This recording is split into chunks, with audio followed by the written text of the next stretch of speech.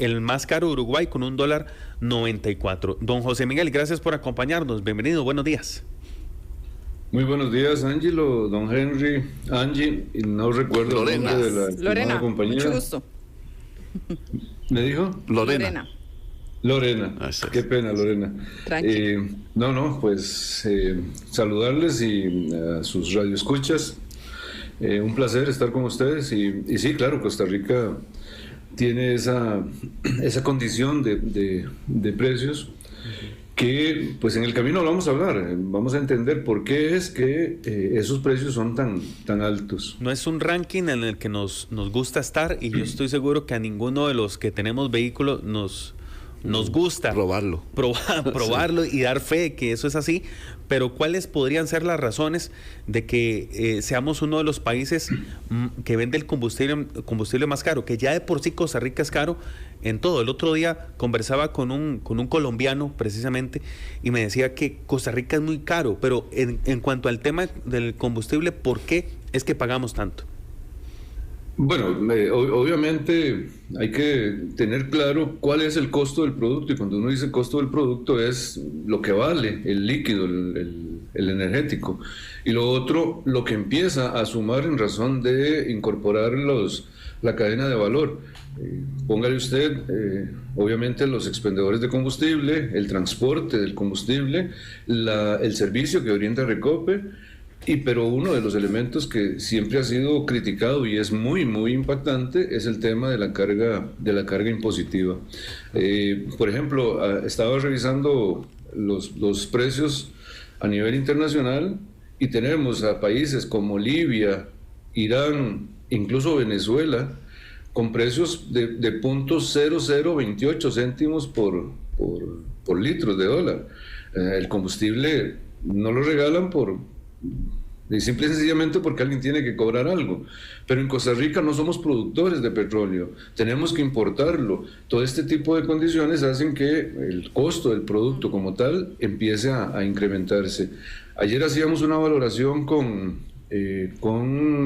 Honduras, que normalmente están supliendo informaciones de precios, y hacíamos el ejercicio de eliminarle los impuestos a los combustibles, tanto allá en Honduras como aquí en Costa Rica, y los precios del combustible como tal, teniendo en cuenta o incorporados los costos de distribución, nos encontrábamos muy, muy, muy a la par de esos precios.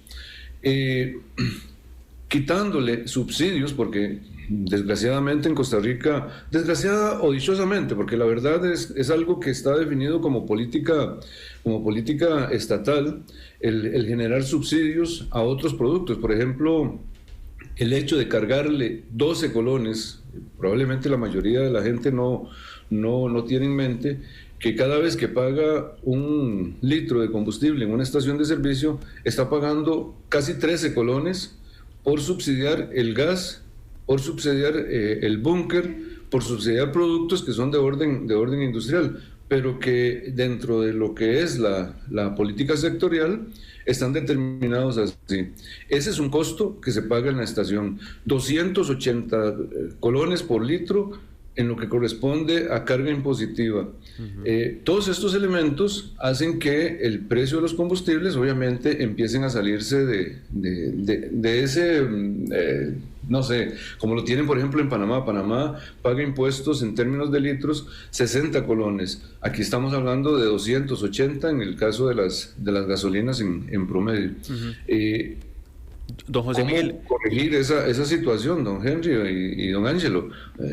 Obviamente no lo vemos dentro de la lógica de recolección de impuestos en Costa Rica. No vemos factible que alguien diga vamos a rebajar al mismo nivel que tiene Honduras o al mismo nivel que tiene Panamá los impuestos. Ajá. Don José Miguel, ¿y toda esa carga impositiva a dónde va? ¿A qué se debe? ¿A dónde se gira todo ese dinero, esos 280 colones?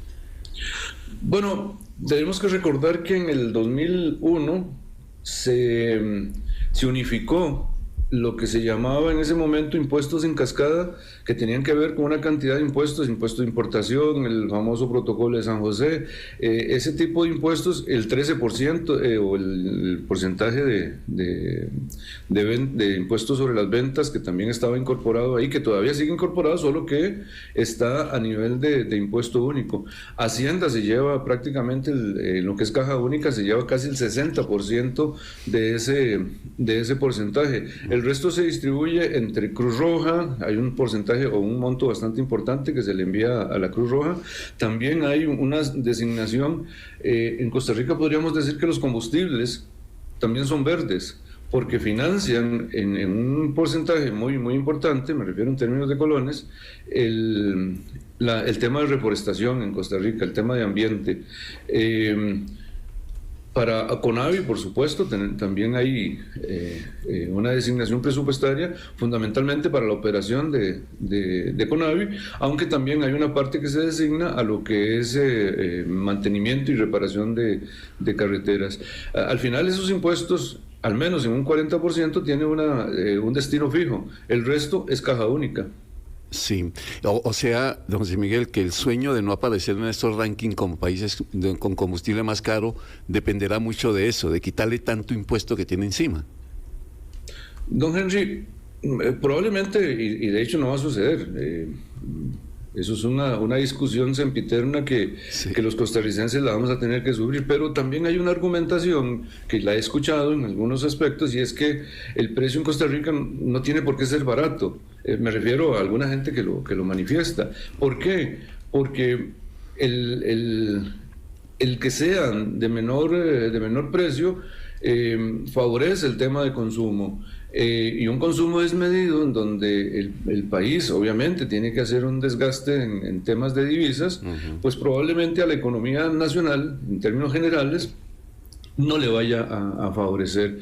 De ahí que el tema de carga impositiva no deja de ser una barrera, un punto de contención para evitar el exceso. Recordemos que obviamente las economías los ingresos per cápita de Costa Rica son superiores a lo que tenemos en el resto de Centroamérica, a la par de Panamá.